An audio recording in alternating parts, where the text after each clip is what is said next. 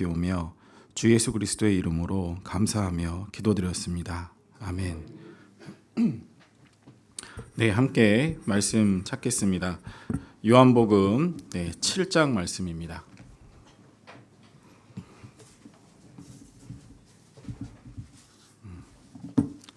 요한복음 7장 5절로 9절 말씀입니다.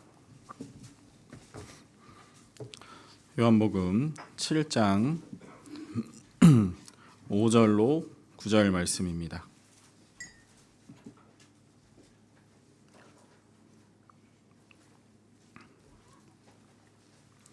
네. 찾으셨으면 함께 읽겠습니다. 요한복음 7장 5절로 9절. 찾으셨으면 함께 읽겠습니다. 이는 그 형제들이라도 예수를 믿지 아니함이로라. 예수께서 가라사대 내 때는 아직 이르지 아니하였거니와 너희의 때는 늘 준비되어 있느니라. 세상이 너희를 미워하지 못하되 나를 미워하나니 이는 내가 세상의 행사를 악하다 증거함이라. 너희는 명절에 올라가라. 나는 내 때가 아직 차지 못하였으니 이 명절에 아직 올라가지 아니하노라. 이 말씀을 하시고 갈릴리에 머물러 계시니라. 안녕하십니까? 저는 서울 동대문 교회에서 교제하고 있는 정승교 형제라고 합니다. 이렇게 만나뵙게 되어서 정말 반갑습니다. 개인적으로 이 강원도는 여러 번 다녀봤는데요.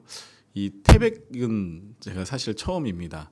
여기 정선은 한번 정선교회당을 방문하느냐고 와봤는데 쪽 태백 쪽은 처음인 것 같습니다. 서울에서 이제 고속버스를 타고 태백으로 오는데 정말 가도 산이고 산밖에 없더라고요. 길은 또 왜 이렇게 꼬불꼬불하고 운전기사는 그렇게 운전을 좀 험하게 하셨어요. 그러니까 막 아유 어지럽더라고요.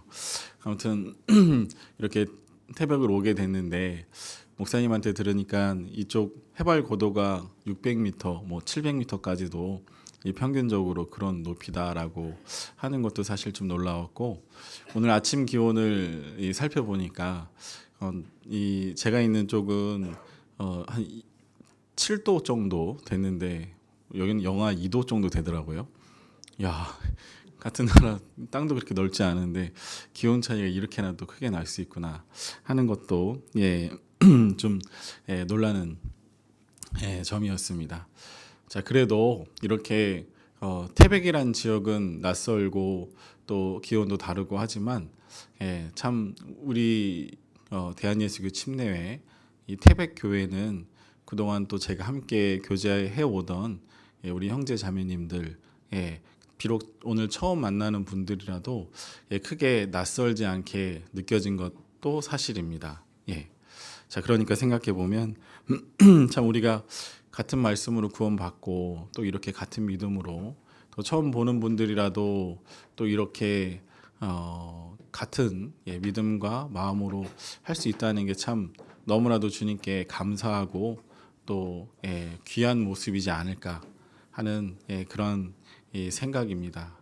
자, 그래서 이 태백교회 오니까요, 이렇게 또 잘 꾸며진 강당과 또 교제실들, 분명히 여기 계신 분들이 몇 분 안 계신데 참 큰 수고와 노력으로 이렇게 훌륭한 이 교회당이 지금 자리하고 있구나 하는 생각도 들면서요, 참 주님께도 감사하는 그런 시간이 되었습니다.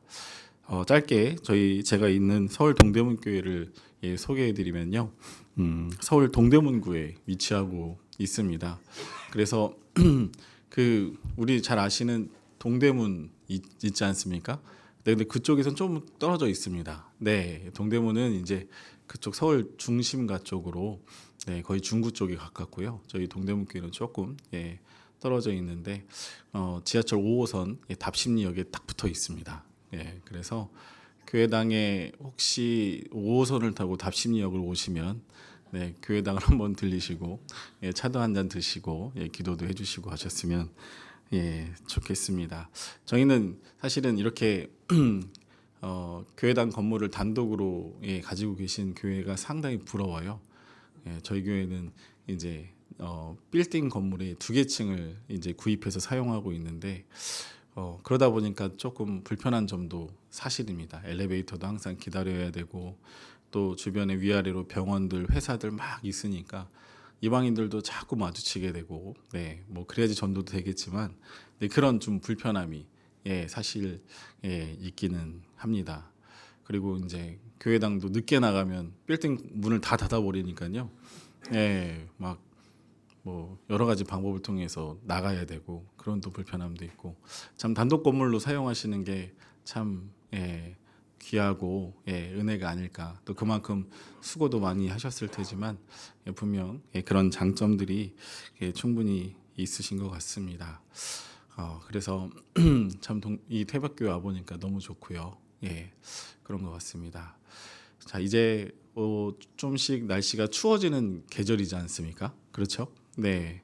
그래서 저는 올해 언제 영하가 떨어질까 했는데 이제 태백이 미리 와가지고 영하의 경험을 하게 됐는데 좀 생각해 보니까 올 한 해도 더웠잖아요, 그죠? 네, 서울도 엄청 더웠습니다. 뭐 10월까지도 반팔 입고 다니는 사람들이 많이 있을 정도였으니까요. 참 근데 조금 이제 시간이 지나니까 또 지금은 이렇게 추위가 오는 그런 때인 것 같습니다. 생각해 보면 참 하나님께서 정해놓으신 때가 다 있더라고요. 네, 그러니까 우리가 더울 때가 있고 또 추울 때가 있고 또 추울 때가 지나가면 또 새싹이 올라오고 꽃이 필 때가 있고 그렇죠. 그 때를 하나님께서 다 정해놓으셨습니다. 자, 그런데 그런 자연 만물의 때만 있겠습니까? 그런 건 아니겠죠. 우리의 구원받은 이후에 그 신앙의 때, 그런 때도 있습니다. 우리가 구원받기 이전의 때가 있었고 구원받은 그 날, 그 때가 있었고 구원받고 난 이후에 지금 같은 때가 있습니다. 또 구원받은 이후에 살아가면서 우리의 기쁠 때가 있고 또 슬플 때가 있고 또 즐거울 때가 있고 또 고난과 환난 가운데 있을 때가 있고 생각해 보면 참 우리에게도 많은 이 때가 허락되는 것 같습니다. 오늘 읽었던 이 본문, 이 요한복음 본문에도요, 예수님께서 때를 말씀하시죠. 그렇죠. 요한복음 본문에 5절에 6절에 보시면요, 뭐라고 나옵니까? 너희의 때는 늘 준비되어 있다라고 그렇게 말씀하고 계십니다. 자, 여기서 말씀하시는 너희의 때, 이 때는요, 예수님의 이 형제들, 육신의 형제들한테 이야기하시는 것인데 아직 구원받지 못하고 예수님을 알지 못하던 그런 이방인의 이 때를 의미하고 있습니다. 그러니까 이방인의 때는 어땠습니까? 우리 어떠셨어요? 다 각기 하나님을 모른 채 내가 하고자 하는 방향으로, 내가 하고자 하는 그런 내 소욕대로 그렇게 살아왔던 게 그 이방인의 이 때가 아닌가 합니다. 불신자들은 그렇게 움직이지 않습니까? 자기가 원하는 대로 하고 싶은 대로 말도 또 자기가 가고 싶은 대로 여행도 다니고 그렇지 않겠습니까? 우리도 그런 때가 다 있었습니다. 자, 그런데 그 이후에 또 나오는 때는요. 8절에 너희는 명절에 올라가라. 나는 내 때가 아직 차지 못하였으니. 네. 예수님께서는 자신의 때를 말씀하고 계십니다. 자, 그런데 그 예수님도 자신의 때를 말씀하실 때 보면 앞서 너희의 때와는 상당히 구분을 지어서 말씀하시는데, 자, 그 이유는 뭡니까? 예수님께서 독생자 예수 그리스도로 이 땅에 오셨습니다. 자, 그런데 그런 예수님도 하나님의 독생자 아들인 예수님도 자신의 때를 자신이 결정하신 것은 아니에요. 우리가 성경에서 보시면 너무나도 잘 아시지만요. 요한복음 6장에 내가 하늘로서 내려온 것은 내 뜻을 행하려 함이 아니요. 그렇죠. 그러면 예수님의 뜻이 아니면 누구 뜻이었습니까? 나를 보내신 이의 뜻을 행하려 왔다라고 그렇게 말씀하십니다. 그러니까 예수님은 하나님이 보내신 뜻을 행하러 오셨으니까 어떻습니까? 자신의 때가 중요합니까? 안 중요합니까? 중요하지 않은 거예요. 예수님은 자신의 때를 중요하게 여기지 않고 하나님의 때, 그러니까 공생애를 시작하신 때에도 예수님께서는 광야로 이끌려 시험을 받으시고, 그리고 그 시험에 통과하시고 나서 예수님의 그 공생의 때를 시작하셨죠. 또 마찬가지로 예루살렘에 올라가실 때도 그 이전에는 때가 아니라고 해서 올라가지 않으셨는데 주님이 원하시는 그 때가 되니까 어린 나귀를 타고 예루살렘 성에 입성하셨을 그 때가 있었습니다. 마찬가지로 십자가를 지러 가실 때가 있었고, 그리고 십자가에 못 박히신 그 때가 있었습니다. 자, 생각해보면 예수님은요, 본인의 뜻에 쫓아다닌 적이 한 번도 없어요. 아버지의 뜻대로, 또 아버지의 때, 아버지께서 정해주신 그 때를 쫓아 사신 분이 바로 예수님이셨습니다. 자, 그러면 우리의 때, 구원받은 성도들, 그럼 우리의 때는 어떠해야 될까? 잠시 찾아보겠습니다. 베드로전서 4장.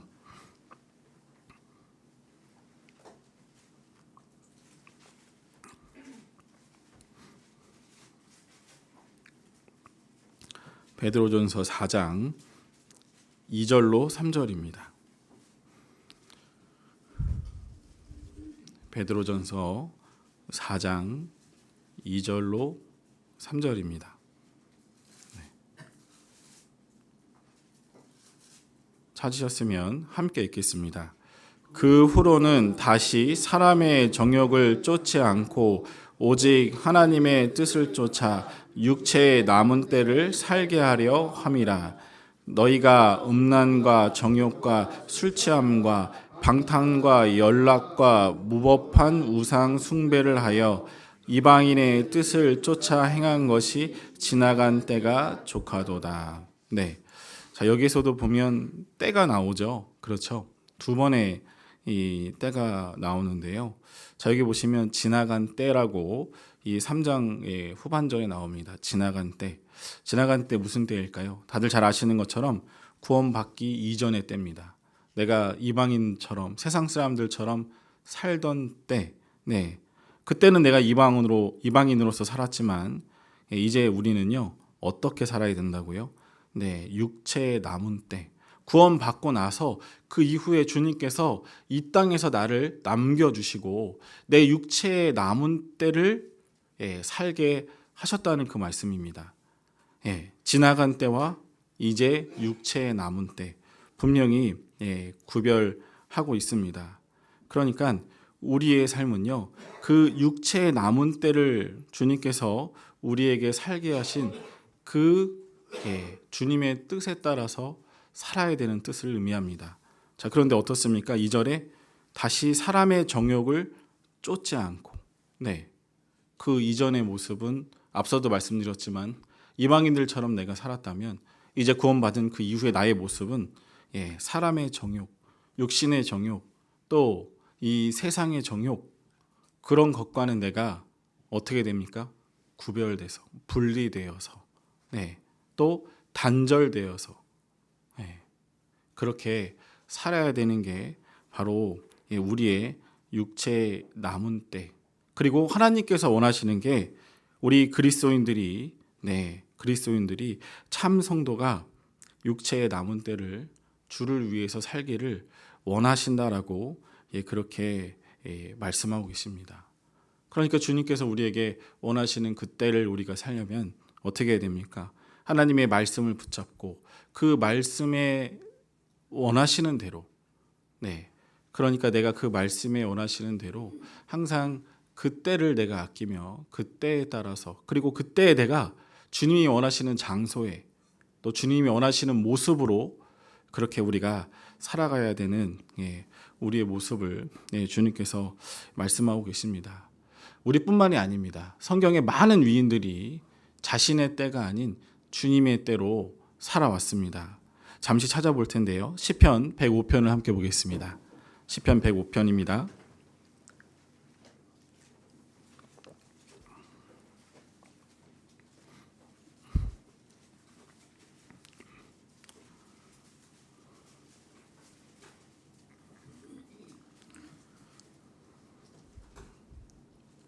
시편 105편 17절입니다.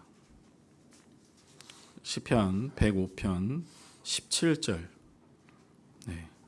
17절로 22절까지 말씀입니다. 제가 읽겠습니다. 한 사람을 앞서 보내셨으며 요셉이 종으로 팔렸도다. 그 발이 착고에 상하며 그 몸이 쇠사슬에 매였으니 곧 여호와의 말씀이 응할 때까지라. 그 말씀이 저를 단련하였도다. 왕이 사람을 보내어 저를 방석하며 열방의 통치자가 저로 자유케 하였도다. 저로 그 집의 주관자를 삼아 그 모든 소유를 관리케 하고 임의로 백관을 제어하며 지혜로 장로들을 교훈하게 하였도다. 자, 여기 보시면 시편에서 요셉에 대해서 말씀하고 계십니다.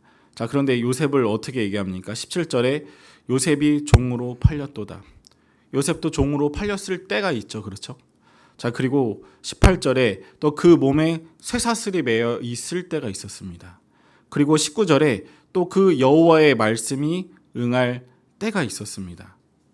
그리고 요셉이 또 석방할 때가 있었고 열방의 통치자로 하나님께서 삼아줄 때가 있었다라고 그렇게 말씀하고 계십니다. 우리 잘 아시는 것처럼 요셉은 17살, 17살 때까지는 그 아버지 품에서 채색 옷을 지어 입음을 받고 형들과는 좀 다른 인생을 살았어요. 다들 잘 아시는 것처럼요. 자, 그런데 어떻게 했습니까? 갑자기 형들의 미움을 받게 되고 미디안 상인에 팔리게 되고 그리고 팔려서 애굽으로 가게 됐습니다. 거기에서 보디발의 집에서 가정 총무를 보면서 좀 나아지는가 싶었어요.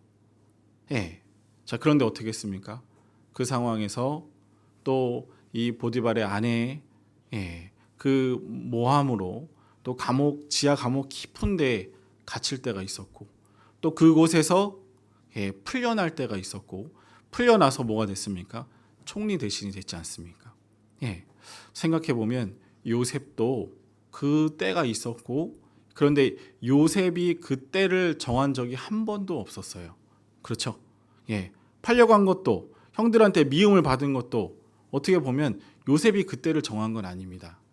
다 요셉도 하나님이 정해주시는 때 고난도 있었고 회복도 있었고 그리고 영광도 하나님이 원하시는 그때에 다 있었다는 거예요. 마찬가지입니다. 모세는 어땠습니까? 사도행전 7장을 잠시 보겠습니다. 사도행전 7장 22절입니다. 사도행전 7장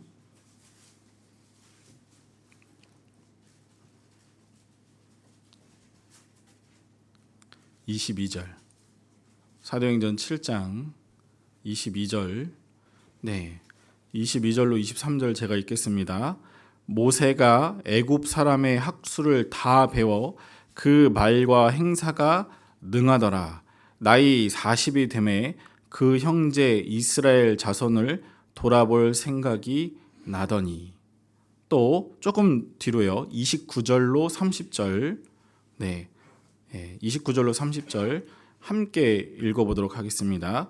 모세가 이 말을 인하여 도주하여 미디안 땅에서 나그네 되어 거기서 아들 둘을 낳으니라. 40년이 참에 천사가 시내산 광야 가시나무 떨기 불꽃 가운데서 그에게 보이거늘. 자, 여기 보시면요. 모세에도 모세의 때가 있었습니다. 방금 앞서 읽었던 22절, 23절에는요. 모세가 바로 공주의 아들로 왕궁에서 살았을 그때를 의미하는 거예요.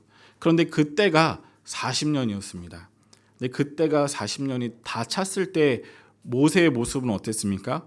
애굽의 학수를 다 배웠다 그랬어요. 보통 이렇게 표현하기 쉽지 않지 않습니까? 그 학술의 학문이 얼마나 많겠습니까? 그 당시에 이 애굽은요, 이집트는 근동 그 지역에서요, 상당히 도시 국가로서 큰 문화를 형성하고 있었거든요. 근데 그 안에서 모세는요, 모든 학술을 다 배웠다고 그랬어요. 그러니까 이게 얼마나 세상적으로 볼 때, 그렇죠? 육신적으로 볼 때 뛰어난 모습이었겠습니까? 그리고 모세에게는 뭐도 있었습니까? 이스라엘 자손을 돌아볼 생각까지도 있었어요. 이게 그 당시에 40대의 모세의 때였습니다. 다들 잘 아시지만 그런데 이때 모세가 쓰임을 받았습니까? 받지 못했죠. 모세는 쓰임을 받지 못하고 애국 사람들을 쳐 죽이는 바람에 이 미디안 광야로 도망했습니다. 도주했어요. 모든 걸 다 내려놓고 도망했어요. 모세도 도망할 때가 있었습니다. 모세의 생각에는 아마 미디안 광야에서 내가 여기서 늙어 죽겠구나, 그런 생각을 했을 겁니다. 그런데 하나님께서 미디안 광야로 돌아간 이 도망간 모세를 40년이나 그곳에서 두셨어요. 자, 그런데 그때가 다 차니까 어떻게 됐습니까? 방금 읽었던 30절에 40년이 참해, 40년이 참해. 모세가 80세가 되던 그때가 있었던 겁니다. 주님께서 가시나무 떨기 불꽃 가운데서 모세에게 나타나셨어요. 모세에게 나타날 때가 있었죠. 그리고 모세를 하나님께서 200만이나 되는 이 자신의 이 민족을 이끌고 애굽에서 광야로 쏟아져 나온 때가 있었고, 그리고 그 광야에서 40년을 보낸 그 때가 있었습니다. 안타깝게도 가나안 땅은 들어가지 못했지만 그 가나안 땅을 바라보며 이 느보산에서 그 목숨을 또 다할 때가 있었어요. 생각해 볼게요. 모세도 어땠습니까? 40년을 나눴지만 자신이 원하는 대로 그렇게 된 건 아니지 않겠습니까? 도망해야 하던 때, 가시나무 떨기 앞에서 주님을 만나던 때, 그리고 애굽 왕 바로 앞에서 이스라엘 백성들을 끌고 나오던 때, 다 주님이 명하신 그런 때가 있었습니다. 모세, 요셉뿐만 아니라요, 어떻게 보면 이 욥기에 나오는 이 욥이라는 사람도 그 때가 있었더라고요. 잠시 한번 살펴볼 텐데요. 욥기 24장 또 함께 보겠습니다.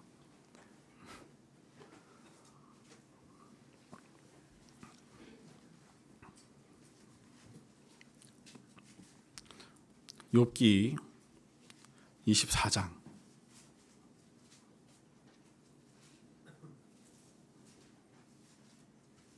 1절입니다.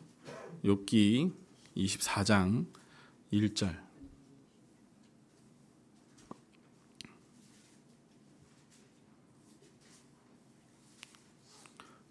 욥기 24장 1절 찾으셨으면 함께 읽겠습니다. 어찌하여 전능자가 시기를 정하지 아니하셨는고, 어찌하여 그를 아는 자들이 그의 날을 보지 못하는고. 제가 앞서 말씀드렸던 내용과는 조금 상반된 내용이죠. 그렇죠? 욥이 이야기하는 건 뭡니까? 전능자가 시기를 정하지 아니하셨는고, 어찌하여 그를 아는 자들이 그의 날을 보지 못하는고. 그러니까 욥은요, 지금 너무나 고통스러운 시간을 겪고 있기 때문에 자신의 때는 정해지지 않는 것처럼 보이는 겁니다. 너무나도 고통스러운 상황 가운데, 사실 욥은 잘 아시는 것처럼 처음에는 가장 부유한 사람 중에 한 사람이 욥이었지 않습니까? 자식들도 아내도 모든 재산도 정말 풍족하다를 넘어서 정말 넘치도록 그렇게 모든 것들을 소유하던 사람이 바로 욥이었습니다. 자, 그런데 욥은요, 그래도 하나님 앞에 절대로 그 겸손함을, 또 하나님을 섬기는 것을 소홀히 하지 않았어요. 그것을 우리가 어떻게 살펴볼 수 있냐면, 욥의 자녀들의 신앙까지 욥은 챙겼습니다. 욥의 자녀들이 어딘가에 초청을 받아서 그렇게 잔치를 하고 오게 되면 그 자식들을 위해서 끝난 이 잔치에 다녀온 자식들을 위해서 그들이 지었을 죄를 미리 예상하고 그 이후에 제사까지도 지냈던 게 바로 이 욥이었습니다. 그러니까 이게 욥이 얼마나 자식들의 신앙도 그렇게 챙기는 사람이 자신의 신앙은 얼마나 더 챙겼겠습니까? 그게 욥이었어요. 그런데 그 욥에게 어떻게 됐습니까?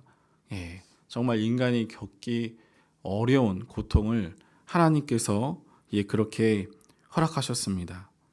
그런데 그 고통이 계속 지속되는 거예요. 그러니까 욥의 입에서 뭐가 올라왔습니까? 이런 탄식이 올라오는 거예요.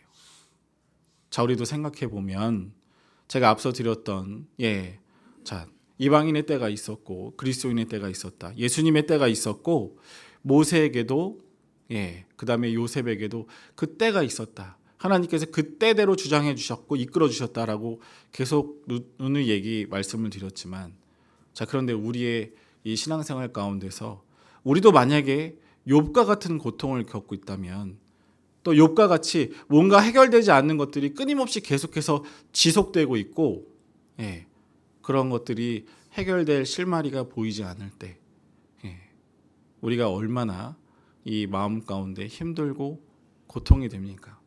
다들 그런 거 한 가지씩 다 가지고 계시죠? 내 육신의 문제가 될 수도 있고 내 경제적인 문제가 될 수도 있고, 또는 내 문제가 아니고 내 자녀의 문제, 내 부모의 문제, 이런 것들을 다 하나씩 안고 사는 우리입니다. 자, 그러면서 하나님께서는요, 그런 때를 얘기해 주셨지만 이런 욥과 같이 그 고통에 못 이겨서 방금 읽었던 이 말씀처럼 어찌하여 전능자가 시기를 정하지 아니하셨는고라고 그렇게 탄식하는 말씀도 써 놓으셨어요. 왜냐? 욥과 같이 우리도, 현재를 살고 있는 우리도 그런 고난 가운데 있는 줄 알고 계시기 때문에 그렇게 하나님께서 성경에 우리 대신 욥을 통해서 알라고 써 놓으셨습니다. 자, 1절에 보면 그를 아는 자들이라고 말씀하시는데요. 그를 아는 자들 누굽니까? 주님을 아는 자들. 그러니까 구원받은 그리스도인들, 우리와 같은 성도들을 뜻합니다. 그를 아는 자들. 자, 그런 아는 자들을 어떻게 하나님의 시기를 보지 못하는고 그렇게 이야기하고 있거든요. 우리도 만약에 우리도 이런 상황과 역경 가운데 있다라고 하면 우리 마음은 어떨까? 참 힘들 겁니다. 참 어려울 거예요. 자, 그런데 사실 욥이 이렇게 이야기했다고 해도, 자, 생각해 보면 욥은 그 시기를 모르는 사람은 아니었다는 거예요. 우리가 이런 말씀들을 성경 속에서 찾았던 것처럼 한 장만 넘기셔서 욥기 23장을 보시면요. 욥기 23장 10절입니다. 욥기 23장 10절. 욥기 23장 10절부터 12절까지 함께 읽겠습니다. 나의 가는 길을 오직 그가 아시나니 그가 나를 단련하신 후에는 내가 정금같이 나오리라. 내 발이 그의 걸음을 바로 따랐으며 내가 그의 길을 지켜 치우치지 아니하였고 내가 그 입술의 명령을 어기지 아니하고 일정한 음식보다 그 입의 말씀을 귀히 여겼구나. 여기 보시면 뭐라고 하십니까? 나의 가는 길을 오직 그가 아시나니 그가 나를 단련하신 후에는, 단련하신 그 이후의 때에는 내가 정금같이 나오리라. 이런 말씀을 할 수 있는 욥이기 때문에 욥은 어떻게 했어요? 하나님이 분명히 나를 단련하시는 때다라고 이 욥은 알았을 거란 말이죠. 그런데 앞서 24장 1절에는 왜 시기를 정하지 아니하셨는고 이렇게 얘기할까? 그 고난이 너무나 가중하고 너무나 커서 그랬습니다. 너무나 큰 시련이 자기에게 찾아왔기 때문에 욥은 감당하기가 너무 어려웠던 거예요. 도대체 나에게 무슨 일이 벌어지고 있는 것일까? 왜 나에게 이런 일이 허락된 것일까? 내가 여호와 앞에서 어떤 이 행실이 도대체 합당치 않았을까? 이런 것들을 욥은 계속해서 생각해 보고 있는 겁니다. 도대체 무엇이 문제일까? 아마 많은 생각과 고민을 했을 겁니다. 그런데 답을 찾았습니까? 못 찾았습니까? 못 찾았어요. 못 찾으니까 욥이 이렇게 얘기하고 있는 겁니다. 방금 읽었던 1절 24장 1절에 보면 어찌하여 전능자가 시기를 정하지 아니하셨는고 어찌하여 그를 아는 자들이 그의 날을 보지 못하는고 어찌하여 두 번이나 반복하고 있는 겁니다. 이것도 일종의 탄식이죠. 어찌하여 도대체 언제까지 얼마나 나에게 이런 고난과 고통이 돼야 되겠습니까? 도대체 얼마나 내가 그리고 왜 나에게 이런 고난과 고통이 허락돼야 되겠습니까? 욥이 겪었던 고난은요 너무나도 극심했다고 합니다. 7장을 함께 보겠습니다. 욥기 7장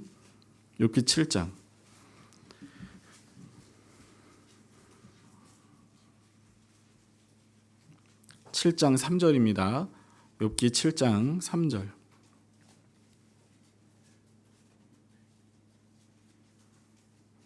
욥기 7장 3절, 3절로 6절 제가 읽겠습니다.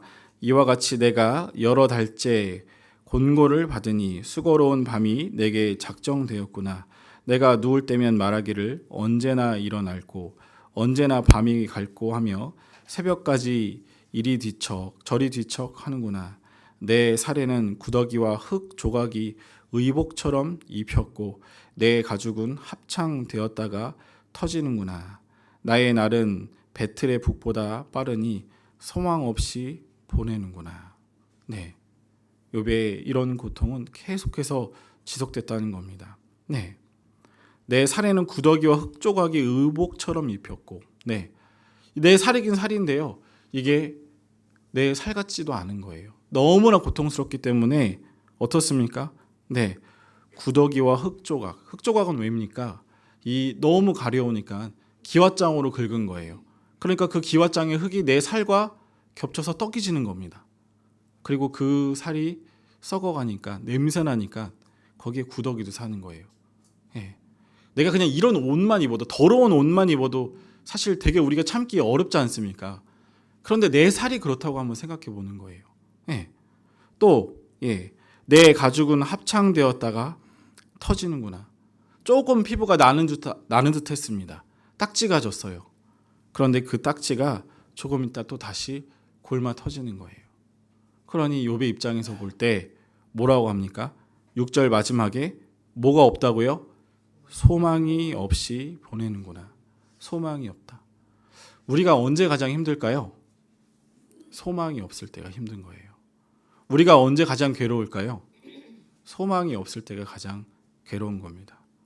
하나님께서 그리스도인에게 주신 가장 큰 무기가 뭐예요? 소망입니다. 네, 지금 당장은 내가 힘들어도, 지금 당장은 내가 죽을 것 같이 어려워도, 지금 당장은 내가 이방인들과 비교해서 정말 보잘것없고 정말 부족해 보여도 그리스도인에게는 소망이 있는 거예요. 내가 곧 죽어도 그리스도인이다. 이 땅에서의 고난, 이 땅에서의 고통이 40년, 길게는 50년, 60년 그 후에는 내가 주님과 함께 영원한 영광 속에서 함께 할 것이다. 영원한 기쁨 속에서 함께 할 것이다. 그런 천국에 대한 소망과 그런 기대가 있기 때문에 우리가 이 땅에서의 힘듦도 어려움도 다 견디는 거 아니겠습니까? 네, 그리스도인에게는 그런 소망이 있어요. 그런데 그 고난이 너무나 힘들어지면 욥처럼 그 소망이 없는 사람처럼 살 수도 있다는 겁니다. 앞서 말씀드린 대로 욥은 그 정한 때가 있다라는 걸 알았어요. 분명 주님께서 나를 단련하신 후에는 내가 정금같이 나아가는 것도 알고 있었는데, 근데도 지금의 현재의 고난이 너무나 어려우니까 그 때가 없는 것처럼 보이는 겁니다. 그러니까 1절에 24장 1절에 시기를 정하지 아니하셨는고, 시기를 정하지 아니한 것처럼 그렇게 욥은 이 생각이 드는 겁니다. 자, 그런데 우리의 시기는 정해져 있죠. 욥이 지금 당장은 이렇게 힘들어서 시기가 정해져 있는 거 아닌 것처럼 그렇게 말할지라도요, 우리의 때는, 우리의 고난의 때 다 정해져 있습니다. 네. 전도서 3장 2절을 보겠습니다. 전도서 3장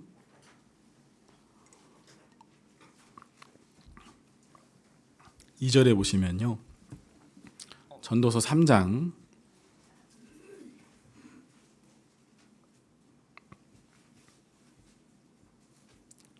2절, 전도서 3장 2절을 보면 우리가 잘 아시는 말씀인데요. 함께 읽겠습니다. 날 때가 있고 죽을 때가 있으며 심을 때가 있고 심은 것을 뽑을 때가 있으며. 여기까지만 읽겠습니다.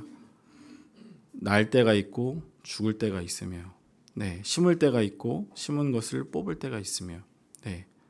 심을 때, 우리가 경작할 때, 우리 아침에 사라팜 뭐 이렇게 제가 좀 들었는데요. 그런 것도 보면 경작할 때 씨를 심을 때가 있지 않습니까? 그리고 그것을 재배할 때가 있고, 그리고 재배한 이후에 좀 기다릴 때가 있고 또 다시 심을 때가 있어요. 식물도 그렇고 만물도 그럴진데 우리의 그리스도인의 우리의 인생도, 우리의 신앙생활에도 반드시 고난이 계속되거나 끝까지 가는 것은 아니라는 겁니다. 모세도 그랬고 요셉도 그랬고 또 우리가 잘 아는 욥도 그 고난의 때가 끝나는 날이 그때가 있었습니다. 그러면 우리는 어떻게 해야 될까요? 기다려야겠죠. 그죠? 우리는 그때를 기다리는 겁니다. 욥도 결국에는 고난 가운데 계속해서 있었지만요, 그 고통의 때가 끝나고 그 고통의 때가 끝나고 나서는 모든 것들이 회복되었습니다. 회복될 때는요, 욥에게는 2배가 회복됐어요. 모든 것들이 더 배로 하나님께서 욥에게 회복시켜 주셨습니다. 자, 그런데 그 때를 기다리는 우리의 모습이 상당히 중요합니다. 그 때를 기다리는 우리의 모습. 앞서도 말씀드렸지만 소망도 말씀드렸고 그 때가 반드시 있다라고 말씀을 드렸는데요.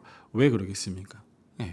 그 때를 우리가 알고 있는 우리니까 그 때를 우리가 잠잠히 주님 앞에 경고망동하지 않고 주님을 원망하지 않고 되짓지 않고 그 때를 기다려가는 겁니다. 베드로전서 1장을 함께 보겠습니다. 베드로전서 1장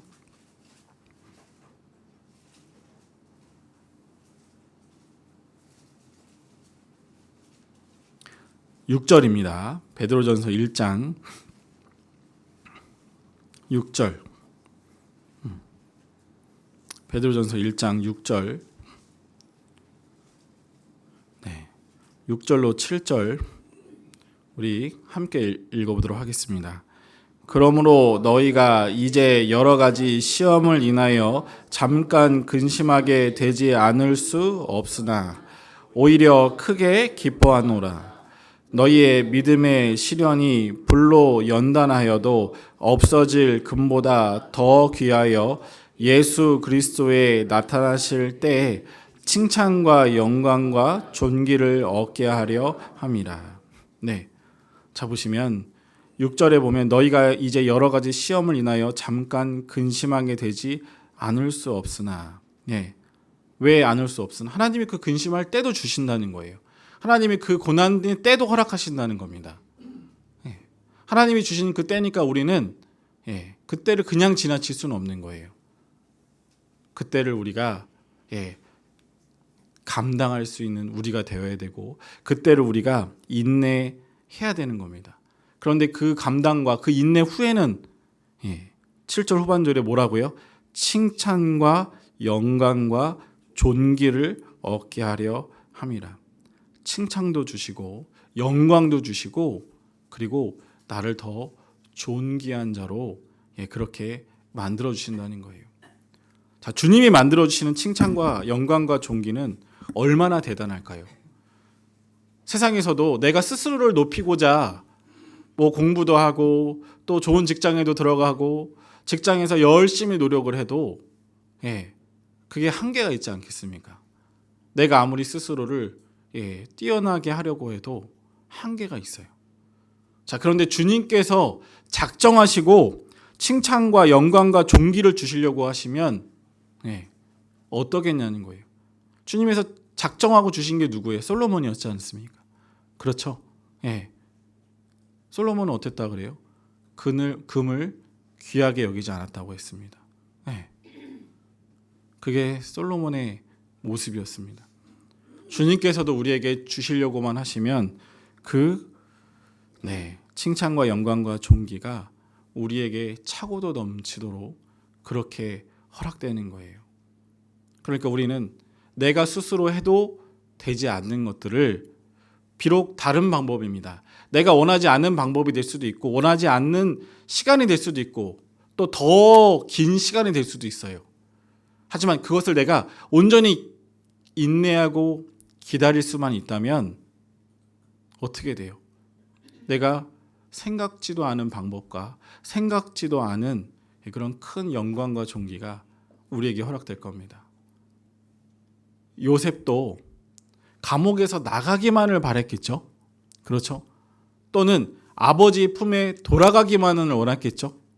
야, 내가 다시 채색 옷을 입으면 그것처럼 영광스러운 게 없겠다. 야, 내가 그때 아버지 품에서 있을 때 그때만 내가 돌아가도 내가 정말 살만하겠다. 분명히 이러지 않았겠습니까?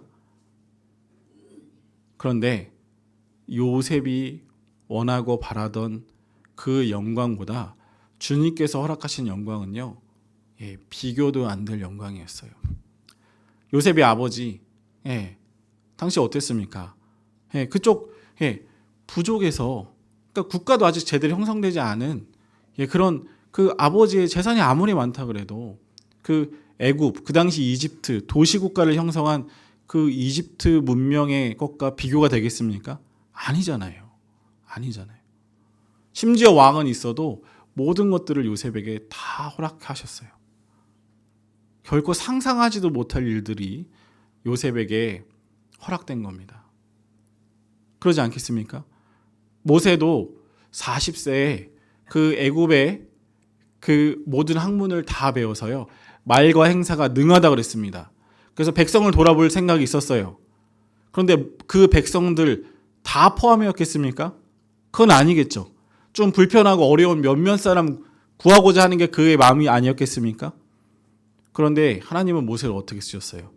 200만이나 되는 자신의 동족을 다 살리는 민족의 지도자로 그렇게 하나님께서는 모세를 삼아주셨습니다. 욥은 어땠겠냐는 거예요.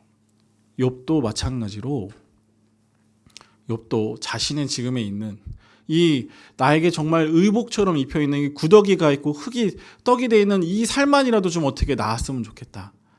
그런 것만이 기대가 아니었을까요? 그런데 하나님께서는요, 그 건강은 물론이고 그 재산까지도 그 자녀까지도 다시 온전하게 더 배나되게 허락해 주신 겁니다. 생각해 볼게요. 그러면 우리 기다릴만 하지 않겠습니까? 인내해 볼만 하지 않겠습니까? 할만한 거예요. 하나님은요, 스케일이 크신 분이라 그랬어요. 자, 시편 111편 함께 보겠습니다. 시편 111편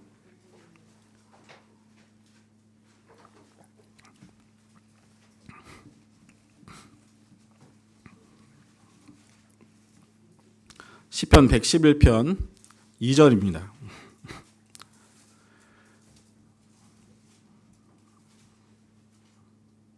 시편 111편 2절 함께 읽겠습니다. 여호와의 행사가 크시니 이를 즐거워하는 자가 다 연구하노다. 자, 여호와의 행사, 하나님의 행하심이 작다고요, 크다고요? 크다. 자, 우리가 생각하는 그 큰 것과 하나님이 여기시는 큰 것과 너무나 많은 차이가 있을 겁니다. 우리가 생각하는 큰 거는 뭐예요? 기껏 만약에 권력이다라고 하면 한 나라의 대통령이겠죠. 그죠? 만약에 재물이라고 하면 뭐 우리나라의 뭐 삼성, 뭐 현대 이 정도지 않을까요? 더 바라십니까? 아유, 욕심도 많으시네요. 아무튼 그런 게 우리가 바라는 걸 거예요. 그런데 주님이 주시는 거는 어떠겠냐는 거예요. 주님은 행사가 크시다 그랬어요.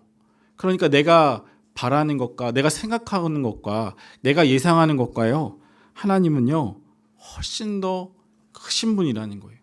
그러니까 주시는 것도 내가 온전히 인내할 수 있고, 내가 온전히 참아 기다릴 수 있고, 주님을 내가 잠잠히 바라볼 수만 있으면, 주님이 그 크신 능력으로 우리에게 행하여 주신다는 겁니다. 낮도 주의 것이요 밤도 주의 것이라. 주께서 빛과 해를 예비하셨으며. 낮과 밤, 우리가 아무리 노력한들 낮과 밤의 시간이 멈출 수 있겠습니까? 불가능하죠. 네, 그 해와 달이 움직이는 그 천체의 모습을 우리가 조금이라도 1도라도 틀 수 있겠습니까? 불가능하죠. 주님은 그것을 만드신 분이고 그대로 운행할 수 있게 규칙을 정하신 분이에요. 그러니까요, 해 그림자가 뒤로 물러가게도 하시고, 그렇죠? 하실 수 있는 분이에요. 만약 그분이 해주신다면, 그 행사가 크신 그분이 해주신다면 나에게 못 해주실 게 뭐가 있겠습니까? 그분이 시기를 정해놓으시고 그분이 때를 정해놓으셨다고 그랬어요. 자, 그러니까 생각을 해볼게요. 우리는 항상 원하는 게 뭐예요? 빠른 걸 원하시죠, 그죠? 대한민국 사람은 더 유독히 빠른 걸 좋아하시잖아요. 내비게이션 찾으실 때 어떤 길을 찾으십니까? 빠른 길. 네, 천천히 가고 그런 길 안 찾으시잖아요. 최대한 빨리 가서 쉬어야지, 빨리 가서 다른 것도 해야지, 이러시지 않습니까? 우리는 빠른 길을 찾아요. 그런데 문제는 주님께서 원하시는 길은 빠른 길은 아니었어요. 앞서 제가 말씀드렸지만 요셉도 모세도 빠른 길이라고 하면 40세 모세 그때 쓰셨어야 됐어요. 우리가 사회에서도 보면 어떻습니까? 만 40세가 되고 그리고 40세에서 50세 사이에 크게 성과를 낼 수 있어요. 회사에서도 마찬가지입니다. 20, 30대는요 건강하고 젊고 패기가 있어요. 자, 그런데 문제는 경험이 부족합니다. 실수가 잦아요. 자, 그런데 40대, 50대 그 사이에서는요 어떻게 됩니까? 아직 체력도 남아있고 경험도 풍부하고 이때 많은 결과물을 낼 수 있는 거예요. 이때 많이 달라집니다. 회사에서도 이때 인정받으면 그 이후로 쭉 더 가는 거고, 이때 꺾여지면 오래 못 다녀요. 그러면 우리가 봤을 때는 40세 모세 그때 써야 됐어요. 그러지 않겠습니까? 그런데 하나님은 어떻게 하셨어요? 40대 모세 안 쓰셨어요. 오히려 미디안 광야에서 양치기로 40년을 더 보내신 거예요. 왜 그랬을까요? 애굽에서 묻은 그 물, 하나님과 반대되는 세상적인 그런 모든 것들이 다 씻겨나갈 때까지 하나님은 기다리신 겁니다. 그리고 온전히 주님만 의지할 때까지 하나님은 기다리신 거예요. 그리고 40년을 더 쓰신 거예요. 그러니까요, 주님 앞에는 세상적인 가치와 세상적인 시간들, 그런 것과는 아무런 의미가 없습니다. 그런 것들을 우리가 생각하고 하신다면, 자, 예를 들어 볼까요? 우리 점점 우리나라, 우리 교회가 아니라 우리 나라 전체가 고령화되고 있지 않습니까? 네. 그러니까 내가 5년 전에도 또는 10년 전에도 임원을 했는데 내가 아직도 임원을 해야 되느냐? 내가 지금 70세가 넘었는데 내가 아직도 교회에서 수고하고 봉사해야 되느냐? 서울 지역도 이제는요 70세 조장님들이 나오기 시작하셨습니다. 네, 그러니까요 생각해 보면요, 하실 수 있는 거예요. 주님 앞에 나의 이 나이를 가지고 주님 앞에 뭐라고 얘기할 수 있겠습니까? 하나님의 나이는 몇 살이시라고요? 누가 그러더라고요. 무한대래요. 네, 그 앞에서 우리의 나이를 이야기할 수 있겠냐고요. 주님께서 쓰시겠다고 하시면 우리는 그때 쓰임 받는 거예요. 이전에 안 쓰셨다고 해도 지금 나이 많은 나를 또는 내가 정말 능력 없게 느껴지는 나일지라도 쓰신다고 하시면 쓰시는 거예요. 그죠? 모세에게도 그러셨습니다. 그럼 우리는 어떻게 했냐는 거예요. 분명히 주님께서 쓰시는 겁니다. 그러니까 우리는 어떻게 해야 돼요? 계속해서 주님이 나를 쓰실 때까지, 또는 나의 지금의 고난과 역경이 끝날 때까지, 주님께서는 스케일이 크신 분이니까 나를 계속해서 시험하시고 단련해 나가신다는 걸 내가 알아야 된다는 거예요. 주님이 스케일이 크시다고 말씀드렸습니다. 행사가 크시다는 게 주시는 그 축복과 영광만 큰 게 아니라 주님께서 보실 수 있는 그 시간의 영역의 범위도 훨씬 크시겠죠. 우리가 기껏 예상해 봐야 얼마까지 예상할 수 있겠습니까? 내년 일을 예상할 수 있으세요? 아니죠. 사실 한 달 뒤의 일도 장담할 수 없죠. 기껏해야 내일이에요. 조금 더 가서 일주일이에요. 그런데 일주일 안에 내가 어떤 일이 있을 줄 알아요. 어떤 일이. 얼마 전에 저희 장모님이 좀 다치셨는데요. 어떻게 다치셨냐면 길을 걸어가다가 그 길턱에 그 인도와 이 경계되는 경계석 있지 않습니까? 그 한 발짝 올라가야 되는 곳. 그곳에 잘못해서 턱에 걸리셔서 넘어지셨어요. 그러니까 넘어지는 바람에 갈비뼈, 그다음에 어깨뼈, 그다음에 안에 있는 장기까지 손상됐어요. 그 넘어지는데 차에 친 게 아닌데. 그래서 저희도 상당히 놀라고 그랬던 적이 있는데요. 근데 어머니 도대체 거기는 왜 가셨어요? 어떻게 하다 이렇게 심하게 넘어지셨어요? 어머니도 그냥 산책 나오셨다가 그냥 그 턱에 걸려서 넘어지셨는데 잘못 넘어진 거예요. 잘못 넘어지신 겁니다. 한번 생각해 볼게요. 우리도 쉽게 넘어질 수 있잖아요. 그렇죠? 앞에 있던 길가에 있던 돌뿌리가 없던 게 나타나서 넘어질 수도 있고, 또 길이 갑자기 패여서 내가 그 패인 길에 발이 빠져서 넘어질 수도 있고, 우리는 우리의 앞날을 장담할 수가 없는 거예요. 우리의 건강조차도 장담할 수가 없습니다. 그런데 주님은 행사가 크시다 그랬죠. 그러니까 주님은 어디까지 보실 수 있어요? 우리의 태어나는 날부터 우리의 죽는 날까지 주님께서는 그 모든 것들을 보시고 계획하시는 거예요. 우리의 때를 정하시는 겁니다. 우리의 때를.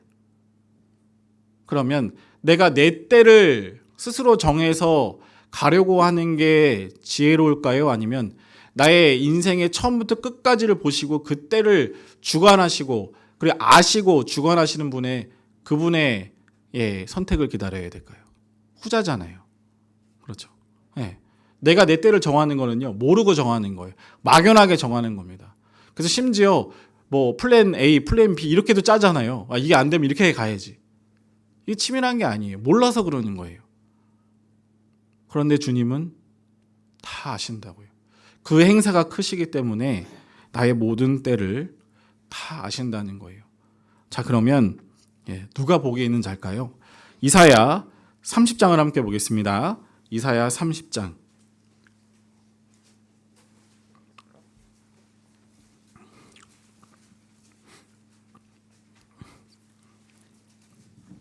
이사야 30장 18절입니다.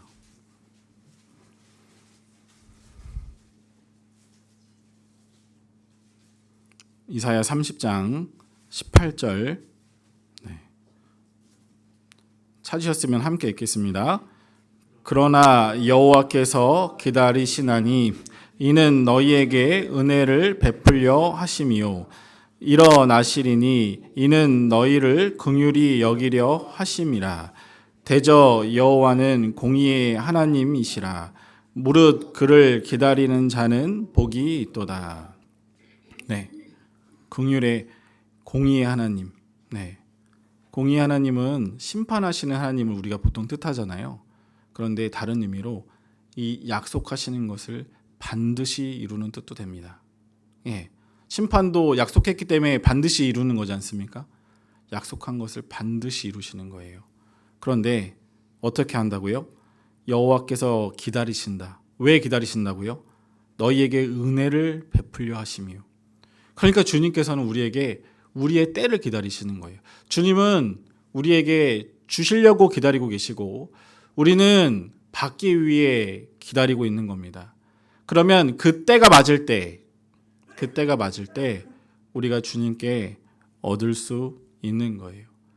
스케일이 크시고 행사가 그 크신 주님께서 그렇게 우리의 그리스도인의 인생을 주관해 나가고 계시는 겁니다. 그러니까요, 우리는 조급함을 좀 버려야 돼요. 네, 조급함을 버리고 또 뭘 얻어야겠습니까? 인내를 얻어야 되겠습니다. 기다림을 얻어야 되겠습니다.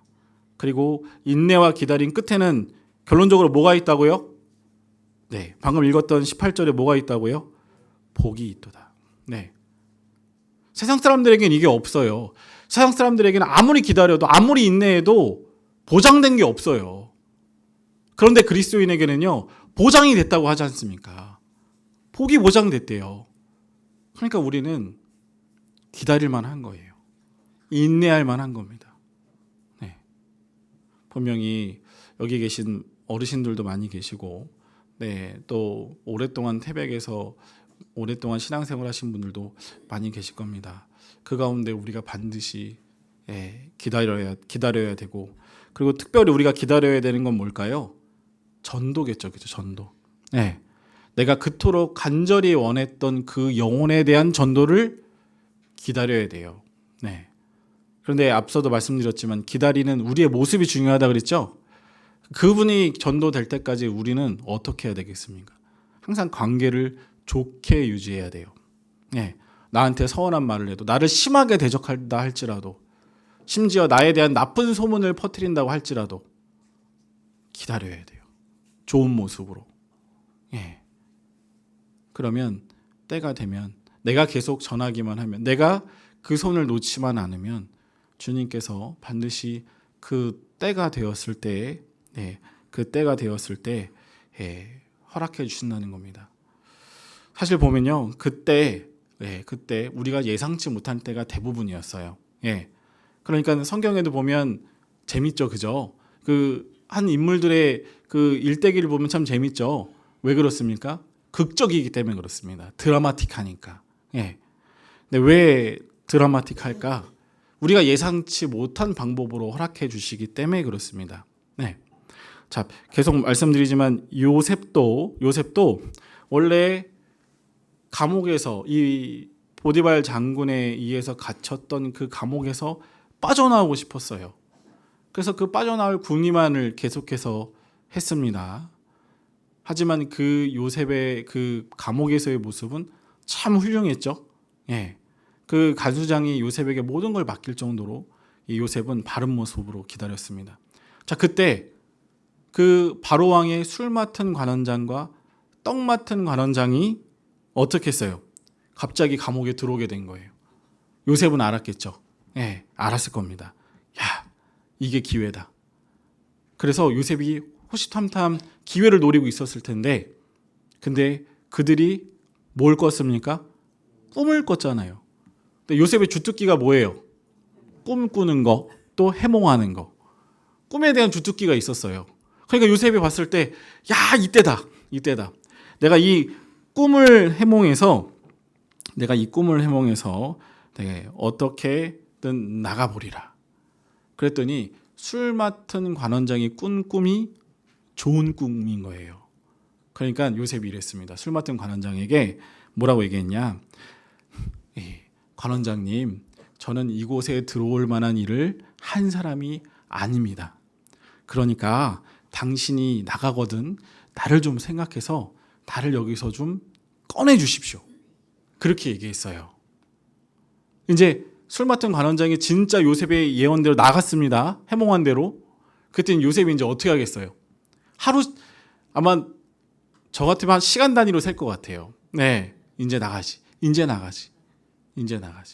그런데 문제는요, 하루가 지나도, 일주일이 지나도, 한 달이 지나도, 6개월이 지나도 요셉은 생각했을 거예요. 아, 이제 죽을 뻔하다가 나갔으니까 만날 사람도 많이 있겠지. 그들 초대받아서 잔치도 하고 가족들과 여행도 가고 막 이렇게 이제 합리화를 시킬 거예요. 그런데 6개월이 지나고 또 1년이 지나고 얼마나 그 마음 가운데 낙심이 되겠습니까? 이 사람 잊었구나. 잊어버렸구나. 네. 그랬겠죠. 이 술 맡은 관원장이 요셉을, 그러니까 바로 왕이 꾼 시점이 있지 않습니까? 그때 요셉이 생각나서 꺼내준 건데, 그 시점이 성경에 뭐라고 말씀하시느냐, 만 2년이라고 얘기하셔요. 만 2년. 아마 주님도 더 길어지면 안 될 것 같아서 3년 4년까지는 안 가셨을 것 같아요. 만 2년이 지나고 요셉이 꺼내졌습니다. 네. 그런데 성경에 그 2년 기간 동안의 요셉의 그 마음에 대한 묘사는 없어요. 설명은 없습니다. 분명 그 요셉의 마음이 참 힘들었을 것 같아요. 그러니까 우리가 생각하는 때는 어때요? 이 술 맡은 관원장이 나가자마자 그때겠죠. 적어도 한 달 안에는 어떻게든 해결되겠지. 그런데요, 그것도 하나님이 2년이나 기다리게 해주셨어요. 자, 그런데 여기서 끝이면, 자, 요셉이 이제 꺼내져 나와서 자기 고향으로 돌아갔으면 드라마틱하지 않죠. 어땠습니까? 갑자기 왕이 돌변을 해서 네가 꿈을 그렇게 꾼 꿈을 해몽할 줄 알았으니, 그러니까 네가 알아서 해라. 나는 이 자리만 있고 이 애굽의 모든 실무를 이 요셉이 담당하게 했습니다. 근데 이것도 참 일반적이진 않아요. 아니, 꿈을 해몽해 줬다고 해서 이거는 약간 점쟁이 느낌이잖아요. 주술적인 느낌이잖아요. 그런데 그런 점쟁이 주술가에게 나라를 맡긴다? 그게 일반적입니까? 그것도 무슨 뭐 작은 나라도 아니고 그 당시에 몇 개 없는 도시국가를 형성해 있는 이집트, 애굽인데 이게 쉽지가 않지 않습니까? 그런데 하나님이 해주시려고 하면 그렇게 해주시는 거예요. 그런데 만약에 요셉이 자, 보디발의 가정 총무할 때까지는 잘 참았어요. 그런데 여기서 좀 나아지겠거니 했고, 그리고 끝까지 자신의 신앙의 양심을 지켰는데요. 그런데 보디발의 아내에 의해서 누명을 쓰고 감옥에 가버렸어요. 나는 이제 여기서 빠져나올 방법이 없어요. 시위대장 보디발이 죽기 전까진. 그러지 않겠습니까? 그 사람의 눈을 시퍼렇게 뜨고 있는데 어떻게 나오겠어요? 내 아내를 겁탈하려고 했던 사람으로 오해받았으니까. 죽지 않은 것만도 다행일 거예요. 그런데 요셉의 장점은 뭐였냐면 절대 불평불만이 없어요. 성경 어디에도 요셉은요, 그런 상황과 그런 환경일지라도 불평불만이 없었다는 거예요. 우리의 모습도 그래야 된다는 겁니다. 우리가 기다리고 우리가 인내하는데 그 과정 속에서 우리가 만약에 불평불만을 하고 주님을 원망하고 내가 신앙을 저버리고 그런 모습이라면 주님이 요셉에게 허락해 주신 그런 모든 축복과 영광을 요셉에게 허락해 주신 것처럼 우리에게 동일하게 허락해 주시긴 힘들 거라는 거예요. 그러지 않겠습니까? 마찬가지예요. 모세도 미디안 상인의 미디안 광야로 쫓겨났죠. 거기서 40년 있었다 그랬잖아요. 그런데 만약에 모세가 애굽에서의 생활을 잊지 못하고 애굽을 몰래 변장한 채로 애굽에 자꾸 들락날락했다고 한번 생각해 보세요. 그럼 정신 못 차린 거죠, 그죠? 그런 상황으로 계속 모세가 일관했다고 하면, 성경에 그런 얘기는 없습니다. 만약에 그런다고 하면 하나님께서 모세를 40년 기간 이후에 쓰셨을까요? 아니면 더 기다리게 하셨을까요? 더 기다리게 하셨을 거예요. 50년이고 60년이고. 그러지 않았을까요? 모세의 40년의 기간은 점점점 쪼그라들었을 겁니다. 자, 생각해 볼게요. 우리의 모습도 분명 주님께서 주시는 시련과 역경, 고난들 다들 갖고 계시다고 그러셨잖아요. 그런 것들을 견디는 나의 모습은 온전히 주님만을 기다리며 인내하는 마음, 그게 우리에게 가장 필요한 겁니다. 그리고 그때 나의 모습은 정말 주님 앞에 네, 겸손한 모습으로, 낮아진 모습으로. 생각해 보면 요셉도 그랬고 바로도 모세도 그랬고 계속 낮추셨잖아요, 그죠? 낮추신 거예요. 네. 그 말과 행사가 능했다라고 하는 그 모세의 그 말과 행사가 능했다라는 그 표현을 나중에 어떻게 받으셨습니까? 예, 모세는 나는 입이 둔한 자여서 백성 앞에 쓸 수 없습니다. 아니 말과 행사가 능했던 사람이 갑자기 그 40년이 지난다고 해서 그 입이 쑥 닫히진 않잖아요. 예, 능력은 있는데 마음이 낮아진 거예요. 네, 능력은 있는데 마음이 낮아진 겁니다. 나중에 하나님이 화를 내시면서 내 형 아론의 말 잘함을 아니 함께 해라. 네, 함께 바로 앞에 가라. 그렇게 했을 때 겨우 같지 않습니까?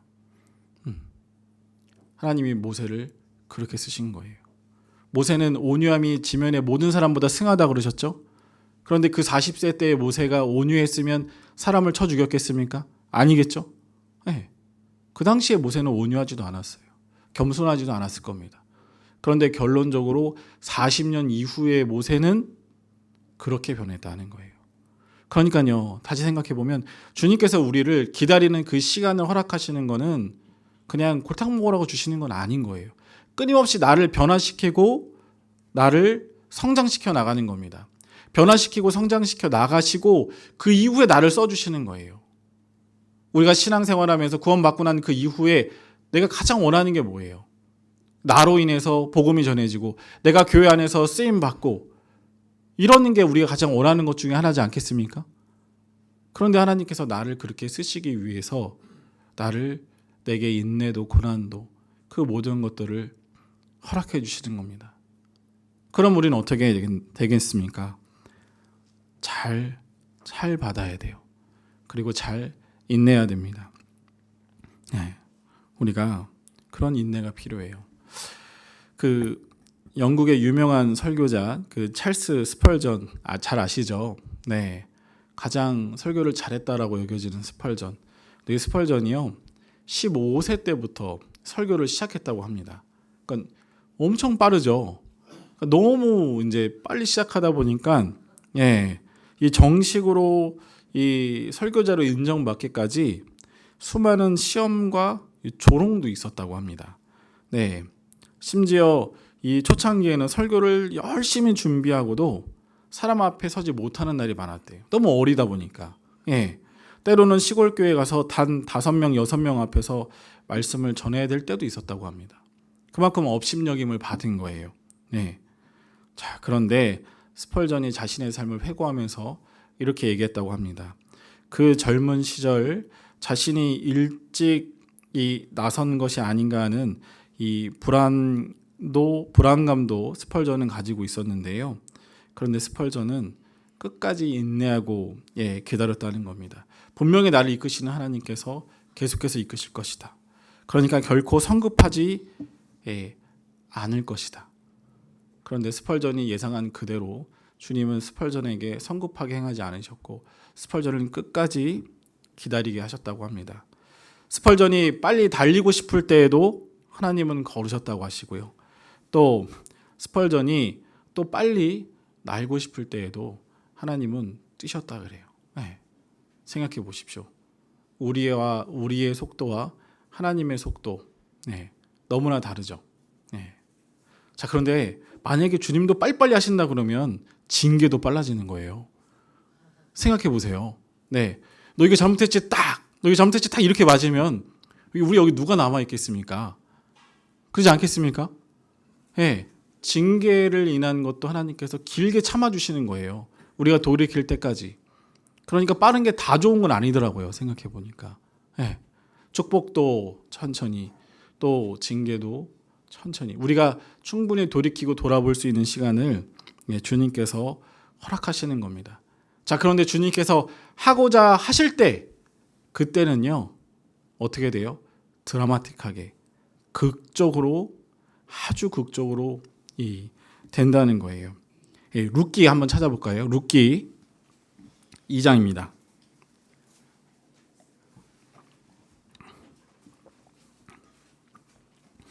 룻기 2장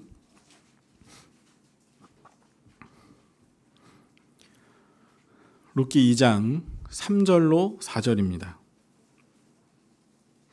룻기 2장 3절로 4절.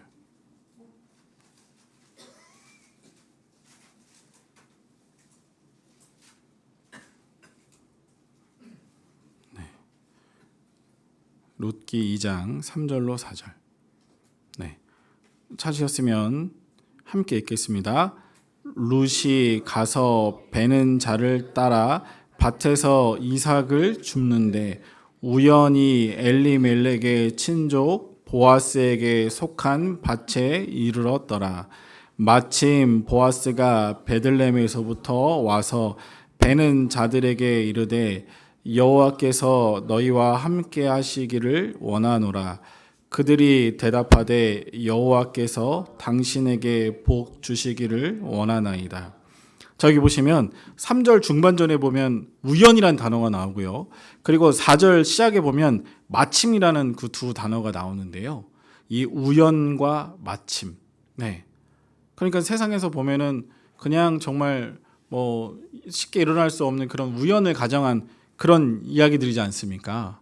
그런데 생각해 보면 룻이 시어머니 나오미를 붙잡기로 각오하고 그리고 아무것도 없는 그 시어머니 빈털터리가 된 시어머니 나오미를 이끌고 고향 땅으로 돌아왔어요. 심지어 자기 고향도 아니에요. 그런데 나오미는 뭔가 경제 활동을 할 수 없었습니다. 룻은 이방인인데 뭘 할 수 있겠어요? 네.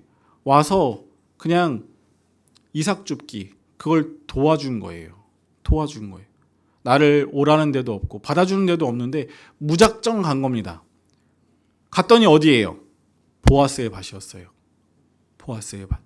그런데 보아스가 원래 밭에 이 당시에 밭에 룻이 오기까지 기다리고 대기하고 있던 게 아니었다고 해요. 예, 보아스도 다른 곳에 갔다가 베들레헴에 갔다가 우연히 자기 밭에 이르렀다 그래요. 잘 하고 있는지 안 하고 있는지. 그때 보아스도 그때 룻도 서로 우연히 마침 보게 된 거예요. 네, 보게 된 거예요. 만약에 보아스의 마음이 누군가 다퉈가지고 마음이 안 좋았다고 생각합시다. 해보시면요 어떨까요? 네. 보아스가 그럴 거 아니야. 아유 저는 또 누군데 내 밭에 들어와 있어. 첫인상이 그러면 어떻게 했냐는 거예요. 네. 룻을 그렇게 챙길 수 있었을까요? 룻에게 이렇게 좋은 마음이 들 수 있겠습니까? 아닙니다. 그럴 수 없었어요. 네. 그런데 하나님께서는 그 모든 것들을 주관하시고 그러니까 그 룻의 때를 주관하신 거예요. 네. 시어머니를 붙쫓을 때가 있었고 시어머니를 따라서 이 가나안 땅에 시어머니 고향의 땅에 올 때가 있었고 거기에서 먹고 살 게 없어서 이삭을 주어야지 되는 때가 있었고 그런데 그때가 끝이 아니라는 거예요. 보아스를 만날 때가 있었고 또 보아스를 통해서 예수님의 족보에 들어갈 때가 있었습니다. 이방 여인인데도 예수님의 족보에 들어갔잖아요. 그렇죠? 예, 그런 때가 있었다는 겁니다. 하나님께서는요 하시려고만 하시면 극적으로 해주신다는 거예요. 네, 성경 한 구절만 더 찾아볼까요? 열왕기 하 8장을 함께 보겠습니다. 열왕기 하 8장.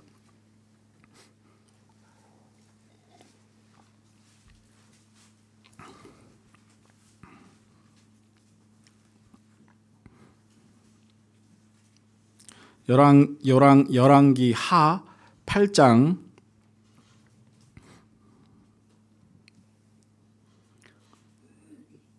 4절입니다. 열왕기 하 8장 4절.